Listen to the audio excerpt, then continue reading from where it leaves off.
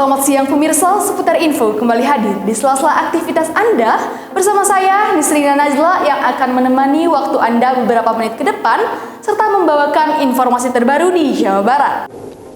Kita awali dengan berita pertama mengenai penurunan kasus COVID-19 di Indonesia yang signifikan. Hal ini menjadi perhatian bagi negara tetangga.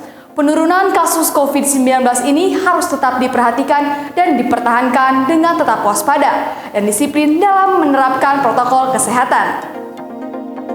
Kasus COVID-19 di Indonesia terus menurun di awal September ini. Jumlahnya bahkan terlihat jauh apabila dibandingkan pada Juli lalu, saat terjadi lonjakan kasus COVID-19 yang membuat ketersediaan tempat tidur bagi setiap pasien COVID di rumah sakit penuh. Kini suasananya semakin membaik.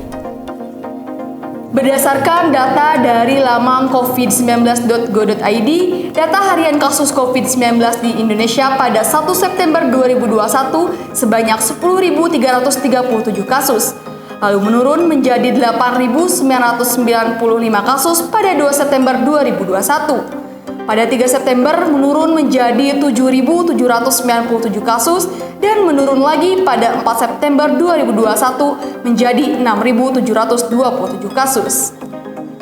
Jumlah ini jauh berkurang apabila dibandingkan pada 15 Juli lalu saat terjadi rekor harian kasus COVID-19 yang mencapai 56.757 kasus. Pemirsa, penurunan signifikan kasus COVID-19 di Indonesia menjadi sorotan dari berbagai negara. Negara tetangga kita, Malaysia, mengapresiasi penurunan kasus COVID-19 di Indonesia yang dapat berkurang dari 2 bulan. Hal ini disoroti langsung oleh politisi Malaysia langsung, yaitu Lim Kit Siang.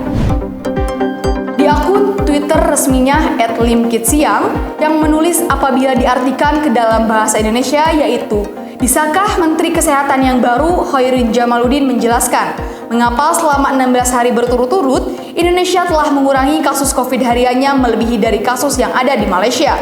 Bahkan kurang dari setengah seperti kemarin 8.995 kasus dibandingkan 20.988 kasus Malaysia.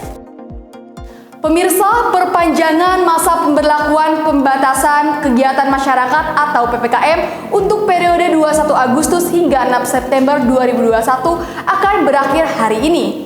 Evaluasi masih dilakukan pemerintah untuk memutuskan kembali perpanjangan PPKM dengan perubahan status level di setiap daerah atau justru tidak akan memperpanjangnya. Namun merujuk dari data yang ada, pembatasan aktivitas masyarakat terbukti jadi salah satu langkah ampuh untuk menurunkan kasus COVID-19 di Indonesia. Hal ini terlihat dari turunnya angka kasus COVID-19 seiring dengan diterapkannya PPKM. Mencegah penyebaran kasus COVID-19 selain dengan membatasi aktivitas juga harus dibarengi dengan patuh terhadap protokol kesehatan serta harus mengikuti vaksinasi COVID-19. Kembali kami ingatkan kita semua untuk tetap waspada, tidak boleh lengah sedikit pun agar protokol kesehatan terus bisa terlaksana.